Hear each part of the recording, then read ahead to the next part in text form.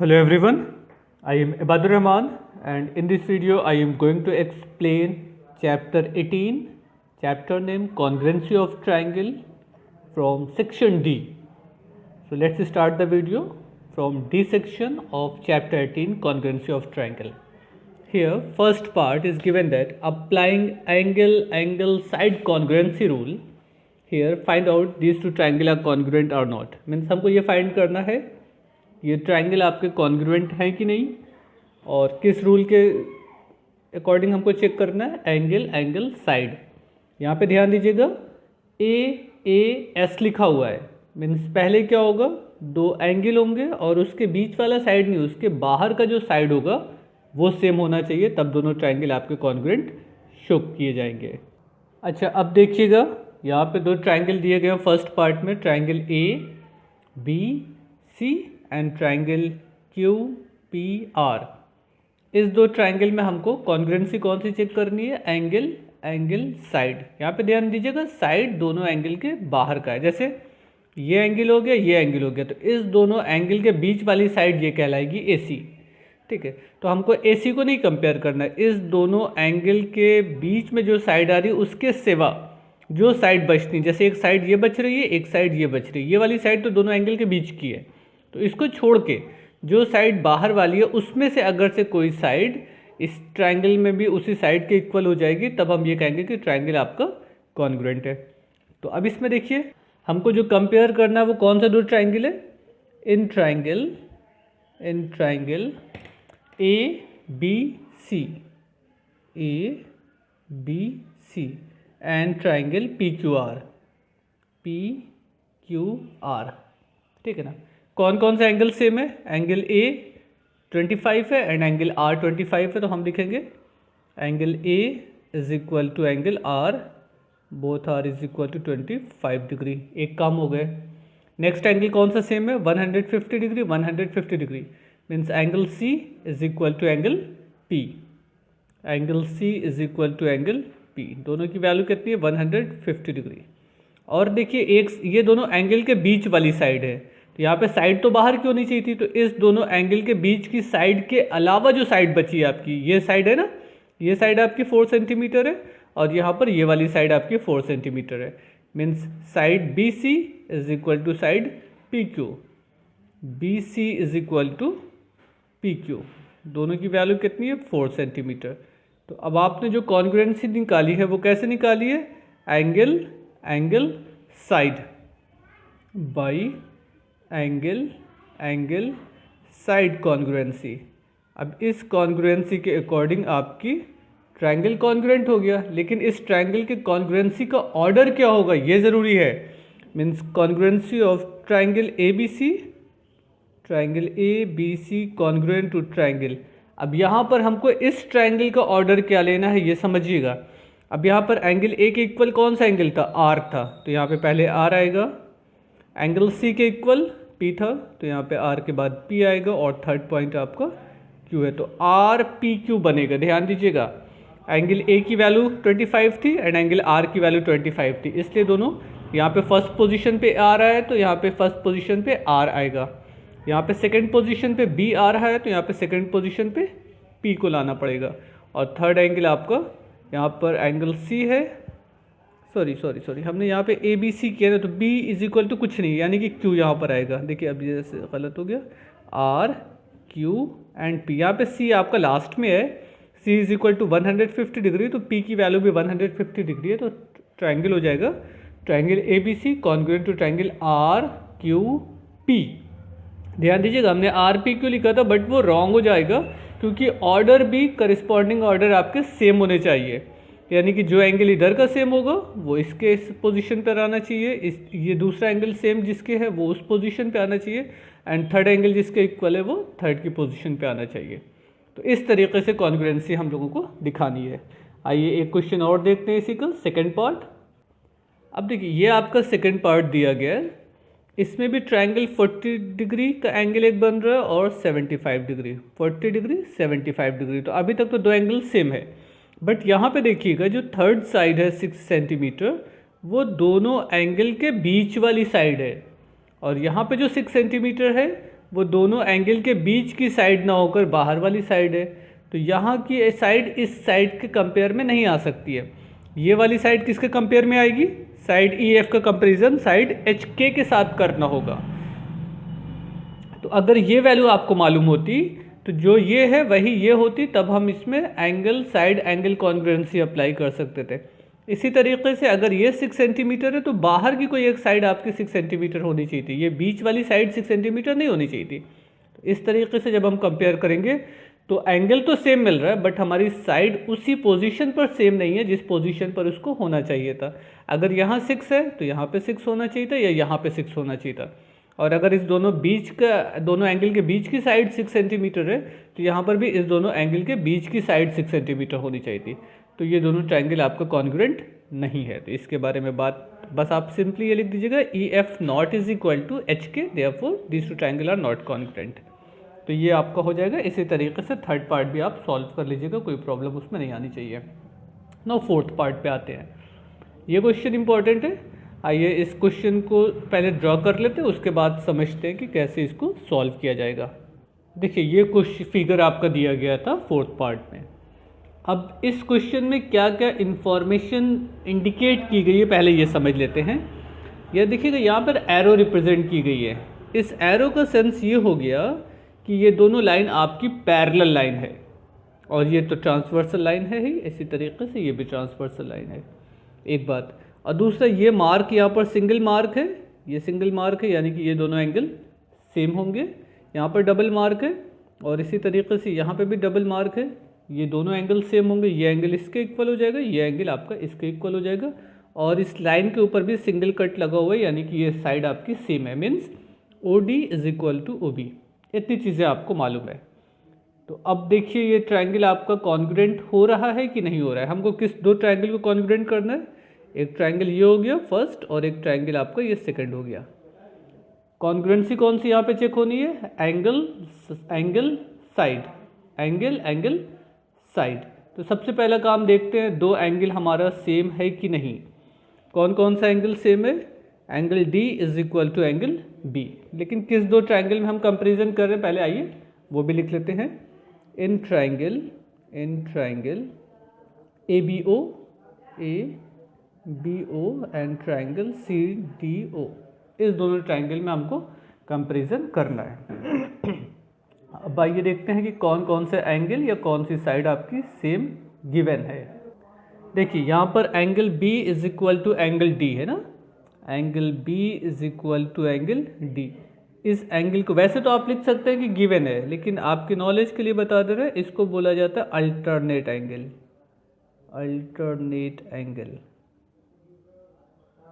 ठीक है ना।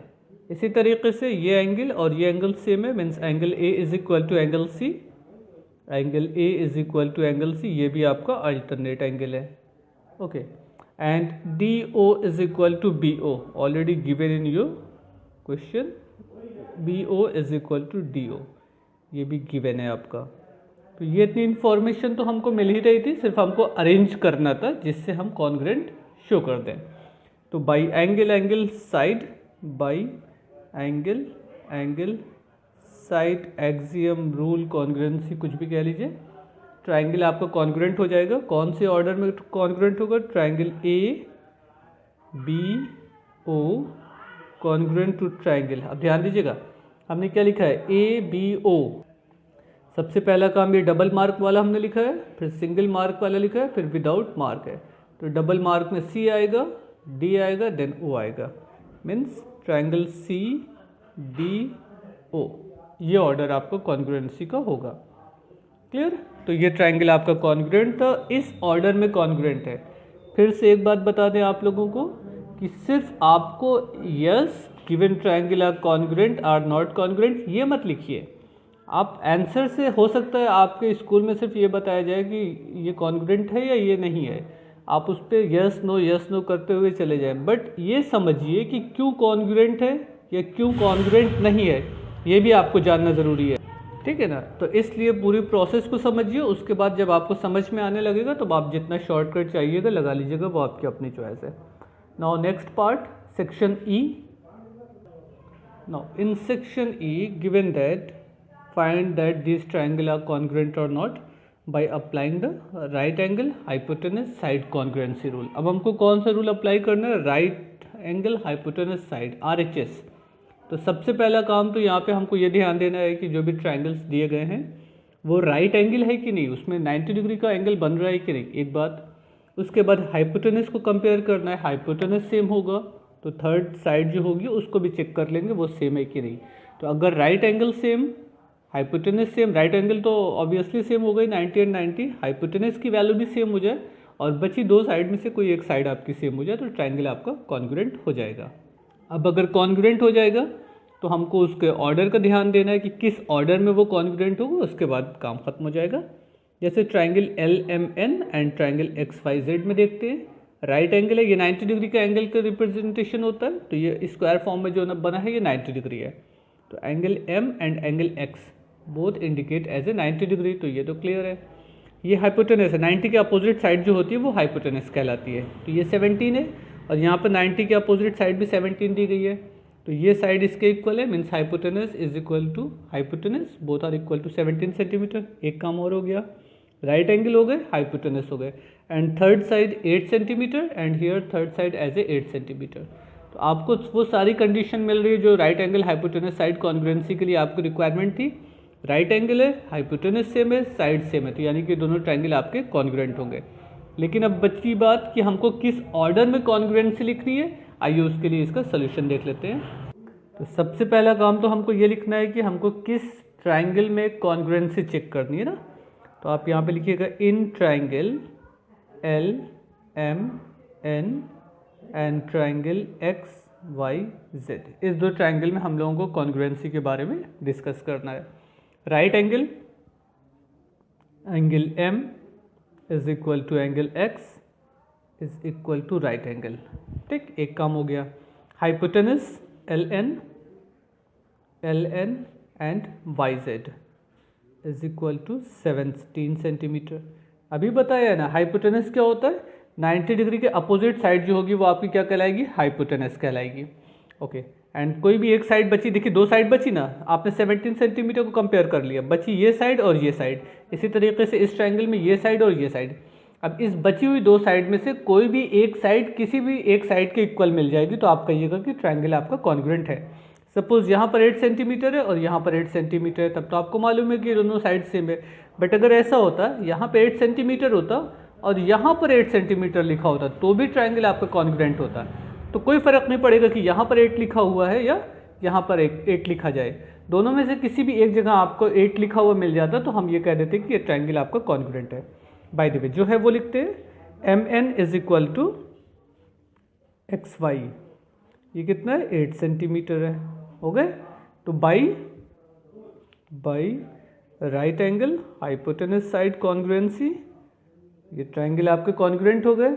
अब अगर ट्रायंगल कॉन्ग्रुएंट है तो किस ऑर्डर में कॉन्ग्रुएंट है, हमें ऑर्डर की भी बारे में बात करनी है, आइए वो भी लिख लेते हैं। Triangle LMN, triangle LMN congruent to triangle क्या होगा LMN, ध्यान दीजिएगा LMN, यानी कि एक ऐसा एंगल जिसके बारे में नहीं मालूम है वहाँ से राइट एंगल तक आए फिर 8 सेंटीमीटर वाला मिलेगा। अच्छा, ZXY, ZXY। अगर इसको लिखने में आपको प्रॉब्लम हो तो आप ऐसे लिख सकते थे, इसी कॉन्ग्रुएंसी के ऑर्डर को हम ऐसे लिख सकते थे अगर राइट एंगल से स्टार्ट करें और इधर की तरफ जाएं, MNL कॉन्ग्रुएंट टू ट्रायंगल। अब ये तो क्लियर है ना, राइट एंगल से स्टार्ट करना और 8 सेंटीमीटर वाली लाइन पे चलना है। यहाँ पे राइट एंगल कौन सा है, X, तो हम क्या लिखेंगे X, उसके बाद 8 सेंटीमीटर वाली लाइन यानी कि Y, X, Y and Z, तो ये भी ऑर्डर राइट माना जाएगा, ये भी आपको ऑप्शन सही होगा। बस हमको ये ध्यान देना जिस ऑर्डर में हमने पहला ट्रायंगल लिखा है उसी के ऑर्डर में सेकंड ट्रायंगल की पोजीशन बनेगी। तो आप किसी भी ऑर्डर में लिखिए, वो आपकी अपनी चॉइस है, बट वो ऑर्डर एग्जैक्ट होना चाहिए। क्लियर। Now next part. अब देखिए सेकेंड पार्ट का क्वेश्चन यहाँ पे दिया गया है, बट इसमें राइट एंगल तो दिख ही नहीं रहा है। एक साइड तो सेम है 15 सेंटीमीटर इज इक्वल टू 15 और यहाँ पे 18 इज इक्वल टू 18.5, तो ये तो सेम नहीं है, साइड भी नहीं सेम है, हाइपोटेनस नहीं सेम है और राइट एंगल ऑलरेडी नहीं गिवन है। अगर यहाँ पर राइट एंगल गिवन होगा तभी हम इसको राइट एंगल मानेंगे, बट अगर कोई भी नोटेशन नहीं, जैसे ये सिंबल है, ये एक तरह से साइन होता है कि राइट एंगल है, बट यहाँ पर वो चीज़ नहीं बनी हुई है तो हम इसको राइट एंगल नहीं मान सकते हैं। तो ये तो सेम है ही नहीं, राइट एंगल भी नहीं मिल रहा है, साइड भी नहीं सेम मिल रही, तो ट्रायंगल आपका कॉन्ग्रुएंट नहीं होगा। नाउ थर्ड पार्ट, अच्छा ये है आपका थर्ड पार्ट। अब इसमें देखिएगा, in triangle A B C and A C D, इस ट्रायंगल में और इस ट्रायंगल में हमको कॉन्ग्रुएंसी चेक करनी है। तो सबसे पहला काम, angle B is equal to angle D, both are equal to right angle 90 degree हो गए। 90 के अपोजिट जो साइड होगी वो हाइपोटेनस, 90 के अपोजिट जो साइड है वो हाइपोटेनस, और ये साइड आपकी दोनों में आ रही है, कॉमन है, तो जितनी लेंथ AC की इसके लिए होगी उतनी ही लेंथ AC के लिए इसके लिए होगी। यहाँ पे AC की लेंथ नहीं गिवन है, बट ये कह दिया गया है कि ये AC एज ए कॉमन है, ये इसका भी एक पार्ट है, इसका भी एक पार्ट है, तो जाहिर सी बात जो लेंथ इसमें है वही लेंथ तो इसमें होगी। तो अगर लेंथ नहीं मालूम है लेकिन वो कॉमन पार्ट है तो वो सेम होगा। So AC is equal to AC, right angle हो गए, हाइपोटेनस सेम हो गए, और इसकी एक साइड AB 4 सेंटीमीटर, इसकी एक साइड AB AD 4 सेंटीमीटर, तो right angle, hypotenuse and side are same, therefore this two triangle are congruent. Order क्या होगा, ऑर्डर आप बनाना चाहिए तो बना लीजिए। अगर B से स्टार्ट करें तो BAC, ट्रायंगल BAC, देखिए राइट एंगल पे 4 सेंटीमीटर वाली लाइन पे गए और उसके बाद hypotenuse, BAC congruent to DAC ना, BAC कॉन्ग्रुएंट टू DAC, बस हो गए, ये काम हो जाएगा। फोर्थ पार्ट आइए देखते हैं, ये थोड़ा सा आपका फिगर अलग तरीके से बना है। इसमें हम क्या करेंगे, इस दो फिगर को अलग कर लेते हैं। एक ट्रायंगल ये है हमारा और एक ट्रायंगल ये है, इस दोनों ट्रायंगल को अलग करके सॉल्व करेंगे तो आसानी से समझ में आ जाएगा किस तरीके से सॉल्व हो रहा है। तो हम triangle ABC and triangle ABT को सेपरेट कर लें, ये तो एक दूसरे के ऊपर ओवरलैप करता हुआ फिगर बना, इसको अलग कर लेंगे तो समझ में आएगा। आइए पहले डायग्राम बना लेते हैं। अब देखिए, ये फोर्थ पार्ट के फिगर में से हमने ABC एंड ABD को अलग कर लिया, इसी को एक के ऊपर एक रख दीजिएगा तो आपको वही डायग्राम फिर से मिल जाएगा जो बुक में दिया गया था। अब इसमें देखिए, ये एंगल राइट एंगल है, means angle C is equal to angle D, ये हाइपोटेनस है, AB is equal to AB and AC आपकी बची हुई साइड है, तो राइट एंगल हाइपोटेनस साइड से ट्रायंगल आपके कॉन्ग्रुएंट हो जाएंगे। तो आइए पहले लिख लेते हैं, angle C is equal to angle D, right angle AB is equal to AB, AB is equal to AB 3.8 centimetre and AC is equal to BD, ये हो गया 3 सेंटीमीटर, ठीक, by right angle hypotenuse side, triangle congruent होगा। Triangle हम क्या करते हैं, C से स्टार्ट करते हैं, CAB, ये समझना आपके लिए इजी है इसलिए हम C से स्टार्ट कर रहे हैं, CAB triangle congruent to triangle. हमने कहाँ से स्टार्ट किया, राइट एंगल से स्टार्ट किया था, उसके बाद 3 सेंटीमीटर वाली लाइन की तरफ चले गए, तो CAB, यहाँ D से स्टार्ट करेंगे, D, अब 3 सेंटीमीटर वाली लाइन कब मिलेगी, जब हम इस पे जाएंगे ना, DBA, DBA, तो ये कॉन्ग्रुएंट हो गए। हो सकता है आपकी बुक में ऑर्डर कुछ और बने लेकिन वो ऑर्डर सही होगा, बस आपको ये समझना है कि यहाँ पे फर्स्ट पोजीशन पे C है तो D आ रहा है, सेकंड पोजीशन पे A के साथ B आ रहा है एंड थर्ड पोजीशन पे B के साथ A आ रहा है। तो अब आपकी बुक में भी इसी तरीके से जैसे इसकी पोजीशन चेंज होगी उसी तरीके से यहाँ वाले एलिमेंट की पोजीशन भी चेंज करनी होगी।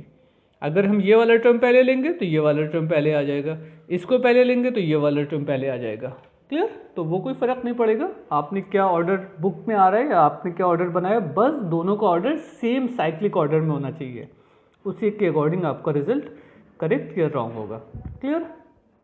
Now question number 2 in figure, ये फिगर क्वेश्चन नंबर 2 का, ये थर्ड का है तो उससे कोई मतलब नहीं है, इसी फिगर पे बात करनी है। In figure AC is equal to BD, AC is equal to BD, clear, double mark है यानी कि ये दोनों लाइन आपकी सेम है। ये पूरी AC is equal to BD and AD is equal to BC, single mark AD is equal to BC, ठीक है।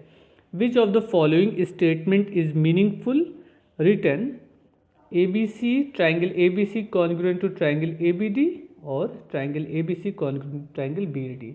अब देखिए, जो अभी तक हम आपसे बात कर रहे थे कि एक ऑर्डर ज़रूरी है, तो वो क्वेश्चन यहाँ से स्टार्ट हो गया है। अब ऑर्डर के बारे में आपसे पूछा जा रहा है, आपको ये बताना है कि इसमें से कौन सा ऑर्डर आपका करेक्ट एलिमेंट या करेक्ट कॉन्ग्रुएंसी को रिप्रेजेंट कर रहा है। फर्स्ट इन्होंने लिखा है ABC कॉन्ग्रुएंट टू ABD। क्या इनकी बात सही है? ABC, ध्यान दीजिएगा, इन्होंने क्या किया, पहले ऐसी लाइन लिखी है जो किसी के इक्वल रिप्रेजेंटेशन नहीं है, मार्क नहीं है, ABC ना। अच्छा, AB पे गए, उसके बाद सिंगल मार्क वाला है और फिर बाद में ये डबल मार्क मिलेगा आपको, ABC। और यहाँ पे इन्होंने लिखा है ABD, ABD। तो अब ध्यान दीजिएगा, जब पहले वाले पॉइंट पे हम चलेंगे तो ABC, मतलब ये लाइन, उसके बाद सिंगल मार्क वाला मिल रहा है। और जब इस ऑर्डर में चलेंगे ABD, यानी कि डबल मार्क वाला आ जाता है। तो यानी कि ये रॉन्ग है। क्लियर? क्यों रॉन्ग है? क्योंकि जिस ऑर्डर में ये होना चाहिए तो उस ऑर्डर में नहीं है। वैसे भी आप देख लीजिए, अगर हम AB को कंपेयर करें तो AB किसके इक्वल है? AB के इक्वल है, यानी कि फर्स्ट एंड सेकंड पॉइंट मिलाने पे AB बन रहा है ना।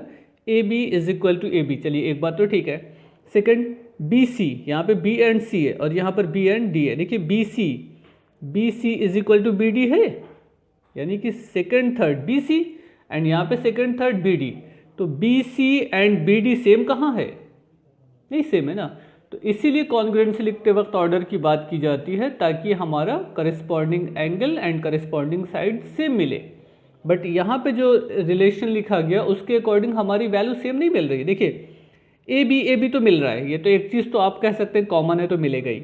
But second and third point को अगर हम ज्वाइन करके जो लाइन बन रही है उसके बारे में बात करें तो सेकंड थर्ड को ज्वाइन करने पे BC बनता है। यहाँ पे BC पे सिंगल मार्क है और यहाँ पे सेकंड एंड थर्ड को ज्वाइन करने पे BD बन रहा है एंड BD पे डबल मार्क है। तो ये लाइन इसके इक्वल तो दी नहीं है, या तो दिया ही नहीं है, इसलिए ये रिलेशन आपका, ये ऑर्डर आपका रॉन्ग है। इसको चेक करते हैं। ABC अभी भी वही है जैसे यहाँ पर था, बट ध्यान दीजिए AB is equal to AB, ठीक है, AB is equal to BA। Line तो सेम है, ऑर्डर हम आगे पीछे कर सकते हैं। बट ध्यान दीजिएगा, इसमें BC mean second third and AD second third. आप फिगर से देखिएगा, BC is equal to AD है ना, हाँ ठीक है। First and third means AC, first and third AC is equal to BD, first and third BD, ठीक है। AC is equal to BD, yes, ये भी करेक्ट है। यानी कि जो सेकंड रिलेशन दिया गया है ये आपका रिलेशन राइट है, जो फर्स्ट रिलेशन दिया है वो रिलेशन आपका रॉन्ग है। तो ये चीज़ आपको समझनी है क्वेश्चन नंबर 2 में, बहुत इंपॉर्टेंट है, बहुत बेसिक टॉपिक है, लेकिन ये काम तो हम लोग काफ़ी क्वेश्चन पहले से करते चले आ रहे हैं। तो इसको अच्छे से समझ लीजिए, तो इस क्वेश्चन में कुछ बचता नहीं है, आप आसानी से इसको सॉल्व कर सकते हैं। सॉल्व भी क्या करना है, ये ज़्यादातर आपके कॉन्सेप्ट बेस्ड है कि बस आपको चेक करना है कि इसमें से कौन सा ऑर्डर राइट या रॉन्ग है।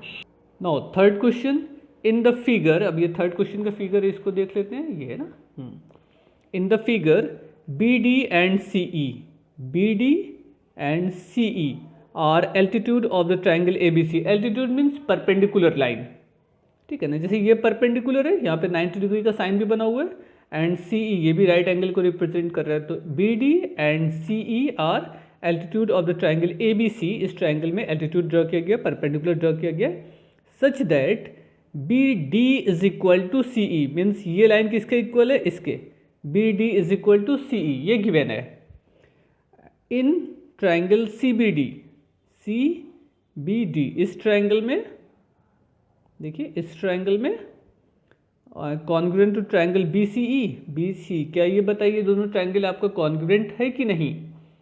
तो इस ट्राइंगल को कॉन्ग्रुएंट शो करने के लिए तो सबसे पहला काम हमको ये चेक करना है कि क्या जो रिलेशन इन्होंने यहाँ पे बनाया है वो रिलेशन सही है कि नहीं।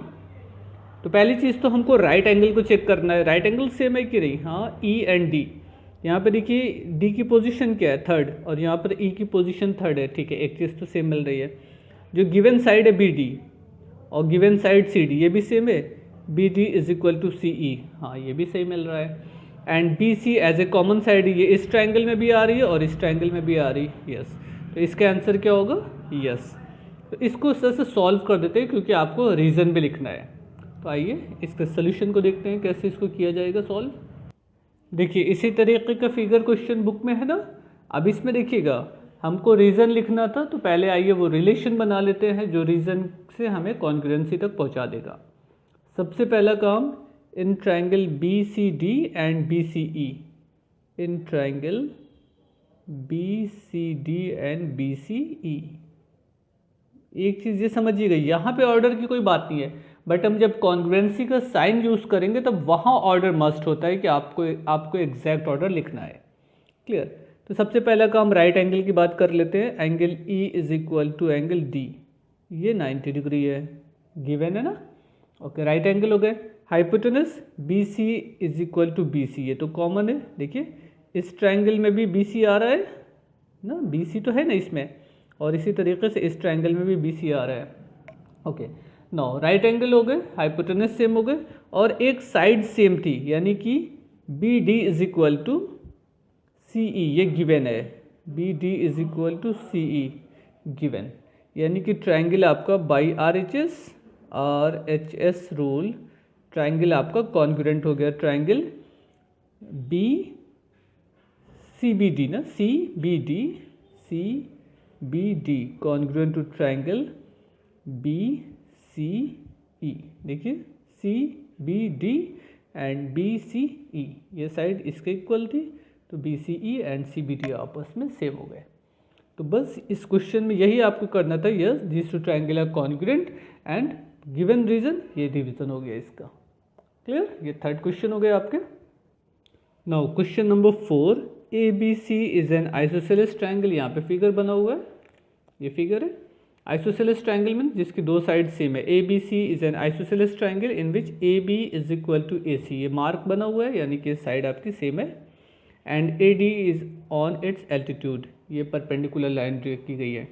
अब ध्यान दीजिएगा, दो ट्रायंगल हो गए आपके पास, ये राइट एंगल है, ये हाइपोटेनस है, और ये साइड आपकी कॉमन है, तो दोनों में सेम होगी, यानी कि by R H S congruency this two triangle are congruent. क्यों कॉन्ग्रुएंट है? ये एंगल और ये एंगल राइट एंगल है, इसका एक एंगल इसका एक एंगल सेम हो गए।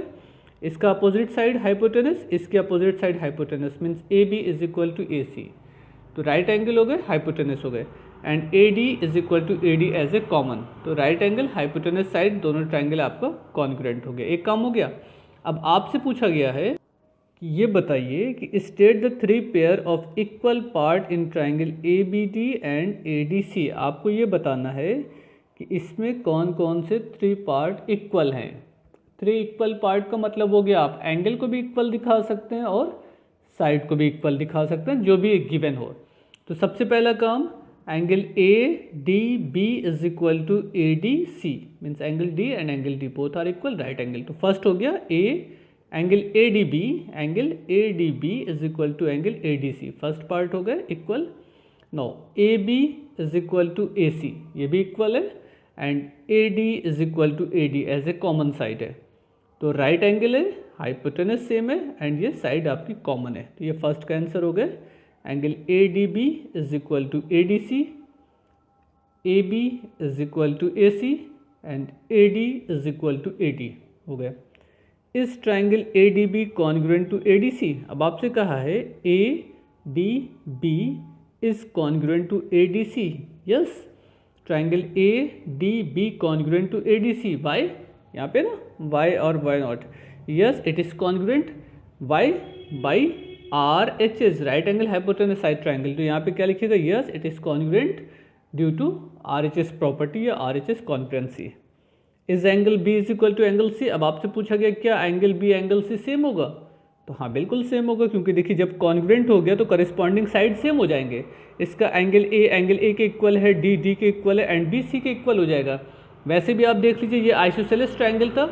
आइसोसेलेस ट्रायंगल का मतलब होगा ऐसे ट्रायंगल जिनकी दो साइड सेम हो, और अगर दो साइड सेम होंगे तो उनके दो अपोजिट एंगल भी सेम होंगे। तो इस ए बी का अपोजिट एंगल यहाँ पर बनेगा, ए सी का अपोजिट एंगल यहाँ पर बनेगा, बट वो रूल यहाँ पे नहीं अप्लाई करना है आपको कॉन्ग्रुएंसी के करस्पॉन्डिंग साइड्स को कंपेयर करके दिखाना है।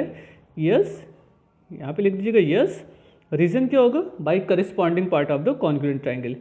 इस B D is equal to C D. अब देखिए इसमें बी डी क्या है? B D is equal to D C. Yes B D is equal to D C, इसमें भी यस आएगा by corresponding part of the congruent triangle. तो बस इतना से स्टेटमेंट आपको लिखना है कि रीजन में क्या होगा, रीजन में बाई आरएचएस प्रॉपर्टी, यहाँ पे yes by corresponding part of congruent triangle, और इसमें भी yes by corresponding part of congruent triangle. Means अगर दो ट्राइंगल कॉन्ग्रुएंट हो गए तो उनके सारे पार्ट आपस में सेम हो जाएंगे, सारे करस्पॉन्डिंग पार्ट। मीन्स पहला पार्ट पहले के इक्वल हो जाएगा, पहला वर्टेक्स पहले के इक्वल हो जाएगा, पहला एंगल पहले के इक्वल हो जाएगा, पहली साइड पहले साइड के इक्वल हो जाएगी, इसी तरीके से सेकंड एंगल सेकंड के इक्वल हो जाएगा। वो सारी चीज़ें आपको करना है। So in next video we will start from question number 5. Thank you.